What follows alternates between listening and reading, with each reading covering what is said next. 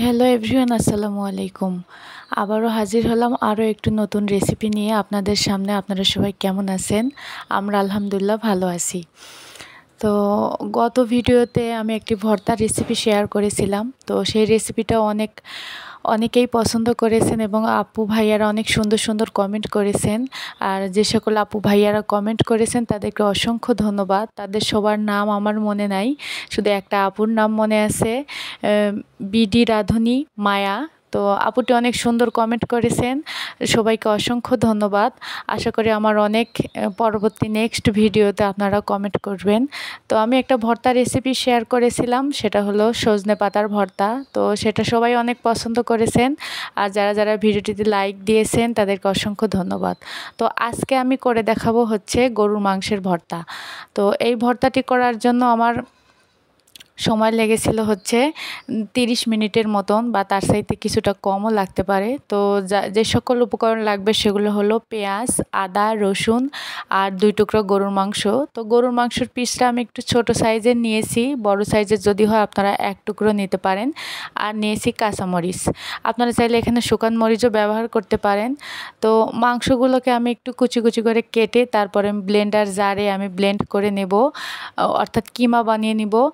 আপনারা চাইলে ছোট ছোট পিস করে কেটে এটা সেদ্ধ করেও নিতে পারেন। তো আমি একটা ব্লেন্ডার জারে এটাকে আমি কিমা বানিয়ে নিয়েছি।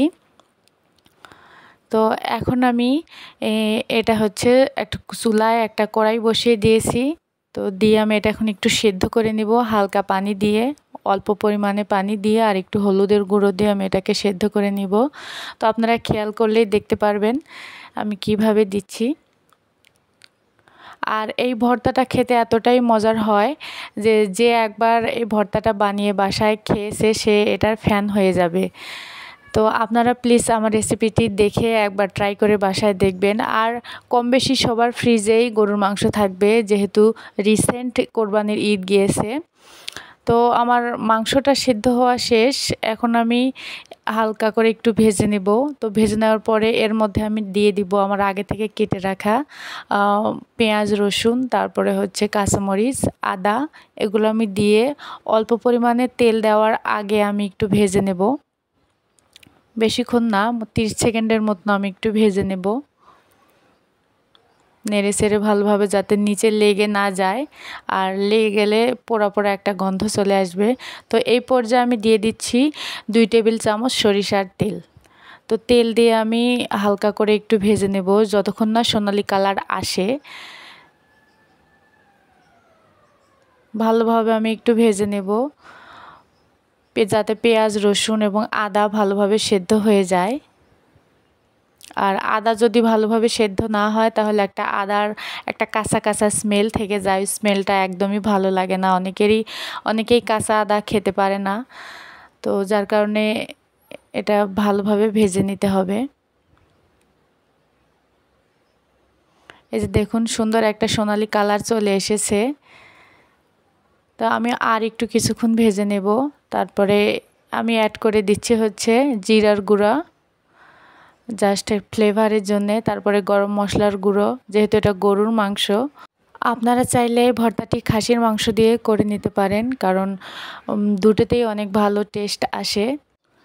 আপনাদের সবার কাছে আমার ছোট্ট একটি রিকোয়েস্ট, যারা আমার চ্যানেলটি এখনও সাবস্ক্রাইব করেন নাই, প্লিজ প্লিজ আমার চ্যানেলটিকে সাবস্ক্রাইব করে আমার ভিডিওটিতে একটি লাইক দিবেন। আর অবশ্যই ফ্রেন্ডস অ্যান্ড ফ্যামিলি সবার সাথে শেয়ার করবেন আমার ভিডিওটি। আর সাবস্ক্রাইব করতে ভুলবেন না যারা আমার চ্যানেলে নতুন আছেন। আর যারা অলরেডি সাবস্ক্রাইব করেছেন তাদেরকে অসংখ্য ধন্যবাদ। তো এই পর্যায়ে আমার গরুর মাংসের ভর্তার ভাজিটি রেডি হয়ে গেছে। এখন আমি একটা পাটা পেরে নিচ্ছি, অর্থাৎ এটা আমি শিল পাটায় ভর্তা করে নিব। আপনারা চাইলে এটা ব্লেন্ডারেও ব্লেন্ড করে নিতে পারেন। তো আমি এটা শিল পাটায় করে নিব, কারণ এটা অতটা মিহি আমি করব না, হালকা একটু দানা দানা ভাব থাকলেই ভর্তাটা খেতে অনেক মজা লাগবে।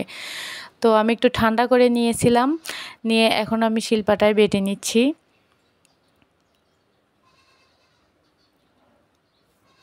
তো শিল পাটায় বেটে নিলে ভর্তাটা খেতে আরও বেশি মজার হয়। তো আমার ভর্তা বানানো শেষ। এই পর্যায়ে আমি ফ্লেভারের জন্য জাস্ট দিয়ে দিচ্ছি একটা শুকনো মরিচ লবণ দিয়ে। তো আমি কিন্তু এতক্ষণও লবণ দেইনি। তো এই পর্যায়ে আমি লবণ দিয়ে শুকনো মরিচের সাথে ভালোভাবে মেখে নিব এখন আমি ভর্তাটা। জাস্ট স্মেলটা সুন্দর আসবে ওই কারণে দেওয়া। আপনারা চাইলে এটা স্কিপ করতে পারেন, আমার কাছে ভালো লাগে তাই আমি দিয়েছি। তো দেখুন ভর্তাটা কত সুন্দর হয়েছে দেখতে আর কতটা লোভনীয় হয়েছে। আপনারা অবশ্যই বাসায় একবার ট্রাই করে দেখবেন এটা কতটা মজার হয় এই ভর্তাটা।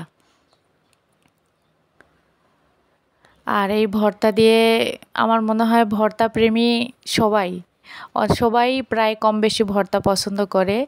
তো আপনারা অবশ্যই বাসায় একবার হলেও ট্রাই করে দেখবেন। আর আমার ভিডিওটি প্লিজ না টেনে পুরোটা দেখবেন, আর ভিডিওটিতে অবশ্যই একটা লাইক দিবেন। আজকের মতো এখানেই বিদায় নিচ্ছি। আল্লাহ হাফেজ।